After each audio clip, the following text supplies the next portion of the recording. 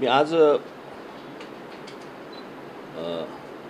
आपल्याशी आपल्या माध्यमाद्वारे जनतेशी सर्वांशीच मी बोलू इच्छितो. बरेच दिवस मी या सगळ्या गोष्टी घडामोडी पाहत होतो. घडामोडी पाहत होतो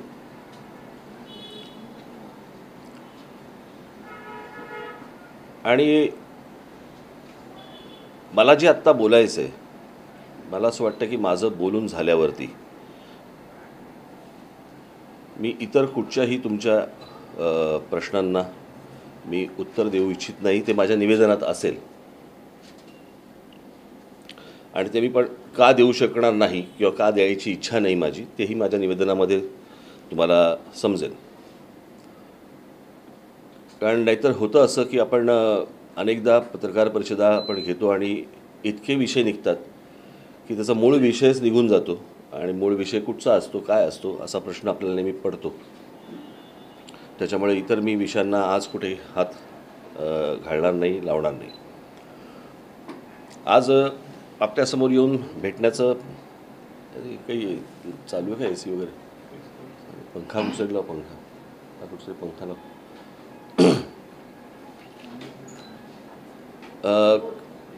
काल माजी पोलीस कमिशनर परमबीर सिंग यांनी महाराष्ट्र तो लाईट बंद करता येईल का? वर करण्याचं वर करतो. हां,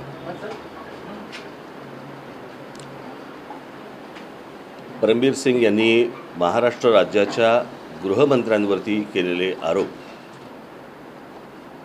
अशी घटना की एखाद्या पोलीस कमिशनरने गृहमंत्र्यावरती अशा प्रकारची 100 कोटी दर महिन्याला आले पाहिजेत असं गृहमंत्री कमिशनरना सांगतात. अशी घटना मला नाही वाटत महाराष्ट्र काय देशाच्या इतिहासात आजपर्यंत कधी काही अशी घडली असेल.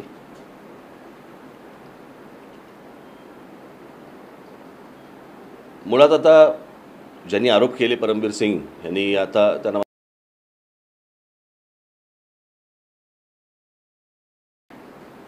महिना 100 कोटीप्रमाणे 1200 कोटी आत्तापर्यंत द्यायला पाहिजे होते.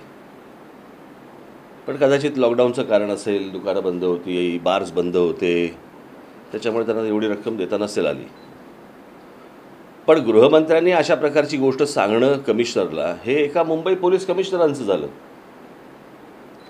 आज मुंबईचे पोलीस कमिशनर सांगतात की मला 100 कोटी रुपये आणून द्यायची दर महिन्याला. त्यांनी सांगितलं, गृहमंत्री हा राज्याचा असतो, राज्यामध्ये शहरं किती, त्या शहरांना असलेले पोलीस कमिशनर किती, त्या पोलीस कमिशनरांना पण ह्यांनी काय सांगितलं आहे हे अजूनपर्यंत बाहेर नाही आलं आहे. त्याच्यामुळे मी काल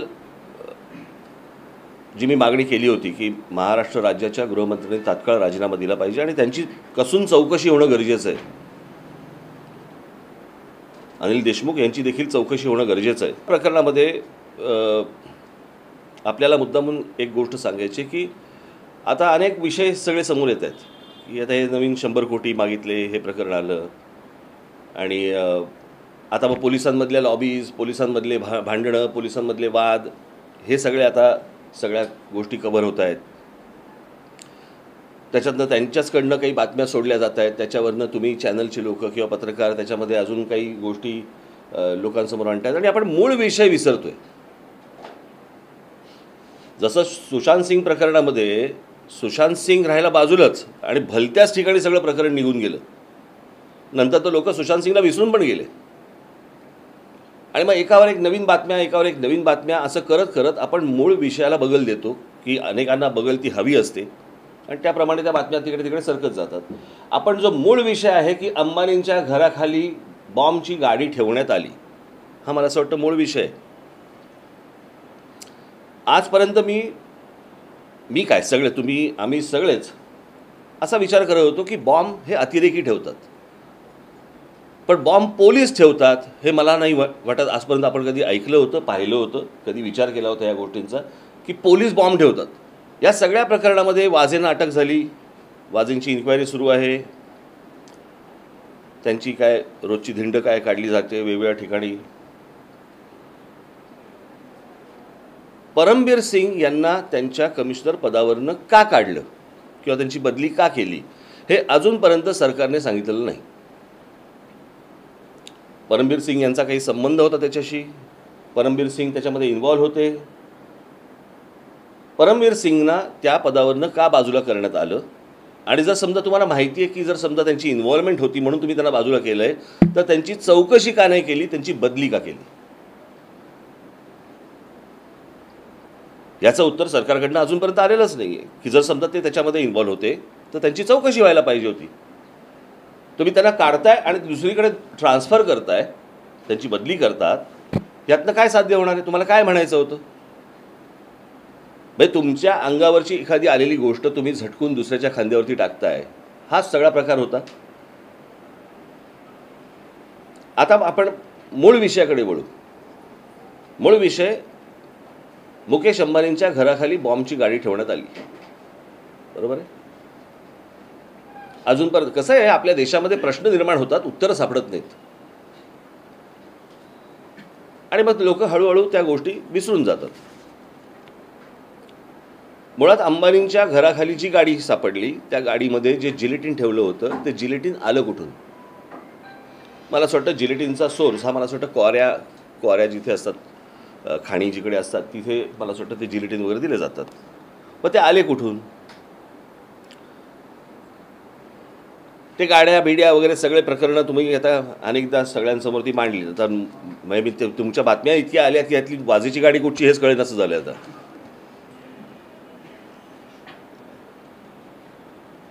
आता आपण वाजे प्रकरण जर नीट पाहिलं तर वाजे प्रकरण, ह्या वाजेला ख्वाजा युनूस प्रकरणामध्ये 17 वर्ष निलंबित होतं, बरोबर आहे. 17 वर्ष ते निलंबित होता तो, आणि 58 दिवस हा माणूस जेलमध्ये होता. त्याच्यानंतर इथे भारतीय जनता पक्ष आणि शिवसेनेचं सरकार आलं. त्याच्यानंतर वाजे हे शिवसेना पक्षामध्ये त्यांनी प्रवेश केला. शिवसेना पक्षामध्ये प्रवेश करायला वाजेला घेऊन कोण गेलं होतं, अजून हा प्रश्नाचं उत्तर नाही आलं, बरोबर आहे. की वाजेंना कोण घेऊन गेलं होतं? त्याच्यानंतर या वाजेंना पुन्हा पोलीस खात्यामध्ये आणावं असं उद्धव ठाकरेंनी देवेंद्र फडणवीस यांना सांगितलं. असं देवेंद्र फडणवीसच मला असं वाटतं काल परवाकडे बोललेत की ते माझ्या मागे लागले की याला पोलीस खात्यामध्ये घ्या. याचा अर्थ काय? याचा अर्थ एवढाच की हा वाजे शिवसेनेचे काय अध्यक्ष आणि आत्ताचे मुख्यमंत्री यांच्या अत्यंत जवळचा माणूस, बरोबर. मुख्यमंत्री उद्धव ठाकरे आणि मुकेश अंबानी यांचे अत्यंत मधुर संबंध आहेत, सर्वश्रुत आहेत, ते काही लपलेलं नाही आहेत. म्हणजे त्यांच्या शपथविधीला देखील मुकेश अंबानी सहपरिवार तिथे व्यासपीठावरती हजर होते, बरोबर आहे. मग वाजे बॉम्बची गाडी अंबानींच्या घराखाली कोणी सांगितल्याशिवाय ठेवेल का? आणि मुळात पहिली गोष्ट की पोलीस कमिशनर असू देत किंवा साधा एखादा दुसरा कोणी कुठच्या दर्जाचा पोलीस असेल, यांना अशा प्रकारची गोष्ट, बॉम्ब बोलतोय आपण काय कोणाचं एन्काउंटर बोलत नाही आहोत, पण बॉम्ब ठेवण्यासाठी म्हणून कोणाच्या तरी इन्स्ट्रक्शन्स असल्याशिवाय पोलीस असं धाडस करणार नाहीत, बिलकुल करणार नाही. त्यामुळे हा विषय वाजे आणि परमबीर सिंग यांच्यावरती अटपून चालणार नाही. म्हणून मी आपल्यामार्फत आज हीच विनंती केंद्र सरकारला करत आहे की केंद्र सरकारने याच्यामध्ये हस्तक्षेप करावा, कारण याची इन्क्वायरी महाराष्ट्र सरकारकडनं किंवा महाराष्ट्रातनं होणार नाही. आणि जर केंद्राकडनं खऱ्या अर्थाने जर याची चौकशी झाली, मी आपल्याला सांगतो फटाक्याची माळ लागेल. कोण कोण आज जातील याची आपण कल्पना देखील करू शकणार नाही.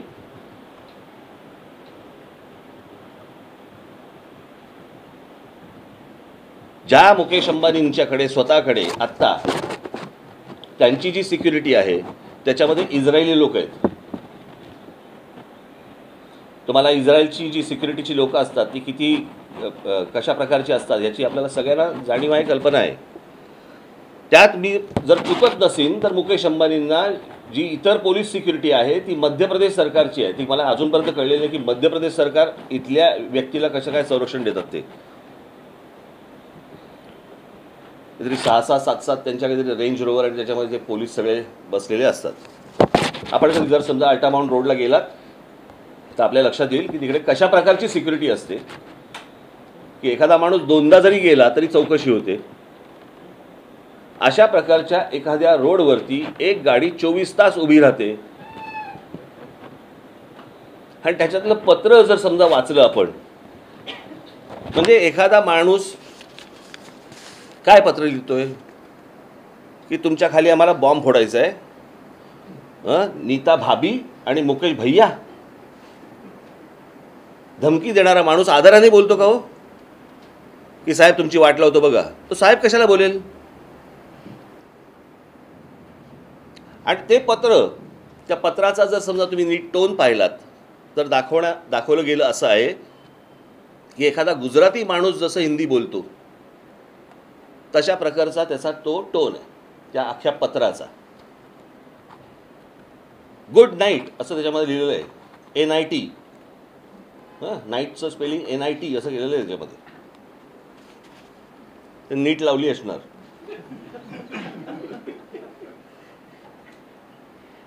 पण अशा प्रकारचं धाडस हे पोलीस करू शकत नाहीत.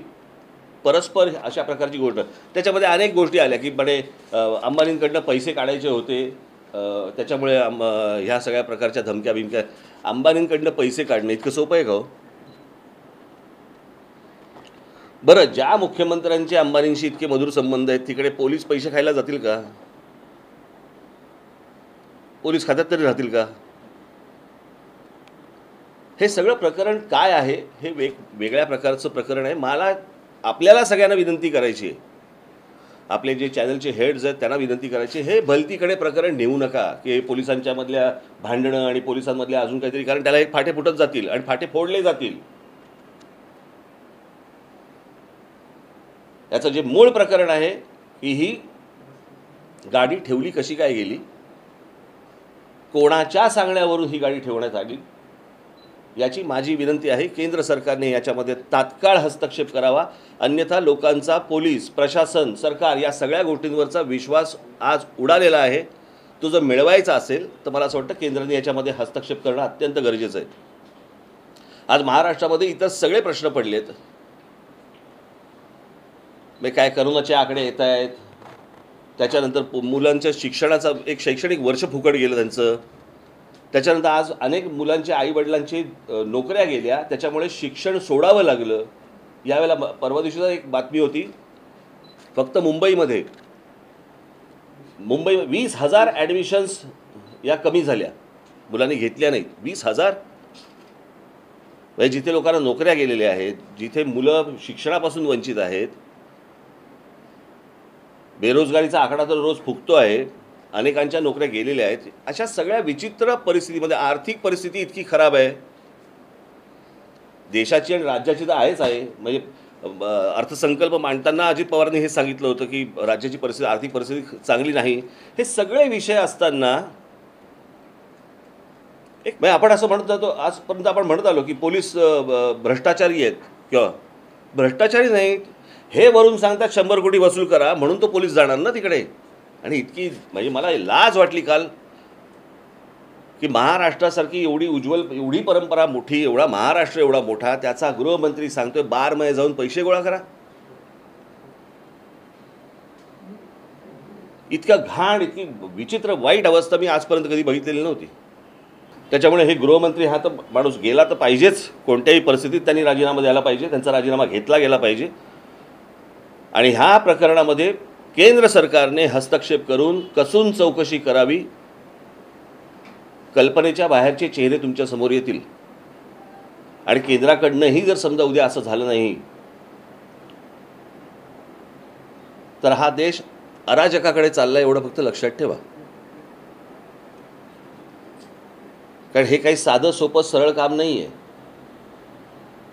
पोलीस बॉम्ब ठेवतात ही घटना आप इतकी क्षुल्लक समजू नका, किंवा पोलिसांना बॉम्ब ठेवायला सांगितलं जातं ही घटना इतकी क्षुल्लक नाही आहे. मला असं वाटतं सर्वांनी या गोष्टींचा गांभीर्याने विचार करणं आवश्यक आहे. आणि माझी परत एकदा केंद्र सरकारला हात जोडून विनंती आहे की त्यांनी ह्या सगळ्या गोष्टींची कसून चौकशी करावी. धन्यवाद. नाही, मला एवढं नाही रे हिंदीचं, एवढं चांगलं नाही. काय अच्छा आपने जो बातें रखी है मुख्य तौर पर आपकी क्या मांगे केंद्र सरकार से इस पूरे मामले की जांच निष्पक्ष होनी चाहिए, और आपने जो भी मुद्दे रखे वो संक्षिप्त में बता दीजिए. मुझे लगता है कि केंद्र सरकार को इसमें हस्तक्षेप करना चाहिए और इसकी कड़ी से कड़ी इंक्वायरी होनी चाहिए, क्योंकि ये कोई आम बात नहीं है. जैसे मैंने कहा था अभी पहले कि हम लोग पहले सुनते थे, सोचते थे कि बम टेररिस्ट लगाते हैं, लेकिन अभी पता चला बम पुलिस लगाते हैं. पुलिस बम रखते हैं, और कोई भी पुलिस हो, पुलिस कमिश्नर हो या और कोई भी हो, किसी की भी हिम्मत नहीं होगी किसी के इंस्ट्रक्शन के बिना कि पुलिस ये काम करे. उनको ज़रूरत भी नहीं है, पुलिस डिपार्टमेंट को कोई ज़रूरत भी नहीं है. और किसके घर के बाहर, जो देश का सबसे बड़ा उद्योगपति है, उनके घर के बाहर, जिनकी एक इजरायली सिक्योरिटी है, और मुझे लगता है कुछ मध्य प्रदेश की भी उनके पास सिक्योरिटी है, ऐसे मुझे कुछ पता चला है. उस रोड पे आप एक दो बार गए तो आपकी इंक्वायरी भी हो सकती है. वहाँ पे एक 24 घंटे गाड़ी खड़ी रहती है एक बम लेके, और उसमें एक लेटर रहता है जिसमें मारने की एक रिक्वेस्ट होती है कि मैं आपको मारने वाला हूँ, प्लीज़ आप तैयार रहिए. हाँ, ऐसे कभी आज तक महाराष्ट्र में हुआ नहीं है. यानी बाहर की जो स्टेट्स है वो आज तक महाराष्ट्र का एग्जाम्पल देते हैं. हम लोग कहते थे कि भाई स्कॉटलैंड यार्ड की जो पुलिस है उसके बाद मुंबई की पुलिस आती है. मुझे लगता है दुनिया भर में कहीं भी आप जाओ, किसी भी देश में जाओ, मुंबई पुलिस जैसी कोई पुलिस नहीं है. उन लोगों की, इन राज्यकर्ताओं ने, इन पॉलिटिशियंस ने ये हालत कर दी है उनकी कि लोग उनके ऊपर उंगली उठा रहे हैं. और इसलिए मुझे केंद्र सरकार से मेरी विनती है कि वो कड़ी से कड़ी इंक्वायरी करे, और अगर ये नहीं हुआ तो लोगों का, प्रशासन, सरकार, इन सारी चीज़ों के ऊपर से विश्वास उड़ जाएगा. सर, आपकी क्या प्रतिक्रिया है? गृह मंत्री, होम मिनिस्टर मनी एक्सटॉर्ट करने का कह रहे हैं, ऐसे फॉर्मर मुंबई पुलिस कमिश्नर कहते हैं. दुर्भाग्य की बात है. आप, हम लोग अभी तो मुंबई पुलिस कमिश्नर ने कहा है, वो जो गृह मंत्री रहते हैं, होम मिनिस्टर जो होते हैं, वो राज्य के होते हैं. बाकी मुझे नहीं पता अभी तक कि बाकी के जो शहर है, वहाँ के जो कमिश्नर है, उनको क्या बताया है. बार्स क्या सिर्फ मुंबई में नहीं है. तो अभी तो ये शुरुआत है, और मुझे लगता है कि ये पूरा ये जो प्रकरण है वो आप कहीं और मत लेके जाइए. मुझे लगता है कि बम की गाड़ी किसने रखने के लिए कहा, वहाँ पे रखने के लिए कही है, वो मुझे लगता है बाहर आना चाहिए. बस सर, इस्तीफा दे देना चाहिए. आपको लगता है तुरंत प्रभाव से अनिल देशमुख? मैंने कल ही डिमांड की है, अनिल देशमुख को इस्तीफा देना चाहिए इमीडिएटली. नहीं दिया तो लेना चाहिए, और इसकी इंक्वायरी महाराष्ट्र राज्य में नहीं हो सकती. सर, मुख्यमंत्री का अब तक इस पूरे मामले सामने नहीं आया. मुझे अभी तक पता नहीं चला है कि मुंबई पुलिस कमिश्नर को निकाला क्यों. कुछ तो कारण चाहिए ना कि मुंबई पुलिस कमिश्नर उस बम कांड में कुछ उसमें इन्वॉल्व थे, इसलिए उनका ट्रांसफ़र किया. ट्रांसफ़र क्यों किया? अगर आपने निकाला है तो कुछ चीज़ तो होगी जिससे आपने निकाला है. अगर निकाला है तो इंक्वायरी क्यों नहीं हुई, ट्रांसफ़र क्यों हुई? सर, अब तक गवर्नमेंट की ओर से कोई देखिए, मैंने अभी भी जो बात कही यहाँ पे, वो मैंने राज्य सरकार से नहीं कही. मैंने जो मांग की है वो केंद्र सरकार से की है. मुझे लगता है कि केंद्र से कोई ना कोई रिस्पांस आ ही जाएगा, मेरे बोलने से नहीं. लेकिन मुझे लगता है कि ये इतनी छोटी बात नहीं है. एक गाड़ी में बम भरा हुआ है, बम रखे हुए हैं, और एक उद्योगपति के घर के बाहर खड़ी है गाड़ी. ऐसे ये सीधी बात नहीं है वो. वाटण्यासारखी नाही का जनरल पब्लिकला की अशी सचिनबाजी अजून किती असू शकतात? मला तुम्हाला हेच सांगायचं आहे, दुसरीकडे वळवू नका. समजा असले तरी नंतर शोधू. पहिली गाडीत बॉम्ब कोणी ठेवायला सांगितले ते पहिले शोधा. धन्यवाद. मागणी करतायत की सरकार बरखास्त केलं जावं किंवा कोण? हे बघा, हे झालं सगळं पॉलिटिकल, हे सगळं झालं राजकीय. सरकार बरखास्त करा आणि मग अजून काहीतरी राष्ट्रपती राजवट लावा. यातनं गुन्हेगार निघणार आहेत का बाहेर? मिळणार आहेत का? मला ह्या मागचे गुन्हेगार कोण आहेत की इथपर्यंत ह्यांचा विचार जावा, इथपर्यंत की जो विचार अतिरेकी करतात तो विचार करायला ह्यांनी पोलिसांना भाग पाडलं. ते कोणी भाग पाडलं? ही छोटी गोष्ट नसून ही खूप मोठी गोष्ट आहे. उद्या जर यातनं काही झालं नाही, अनेकांच्या घराबाहेर गाड्या उभ्या राहतील आणि ज्याच्यात जिलेटिन सापडतील. धन्यवाद. महाराष्ट्रातील number 1 news website tv9marathi.com 11.9 million युजर्ससह पहिल्या क्रमांकाची मोहोर. बातमी महाराष्ट्राच्या हिताची, बातमी तुमच्या काळजीची. प्रत्येक बातमी सुपरफास्ट, प्रत्येक बातमीचे पैलू वेगवान, तथ्यांवर आधारित बातम्यांचं रोखठोक विश्लेषण. लॉग ऑन करा मराठीतील नंबर 1 न्यूज वेबसाईट tv9marathi.com.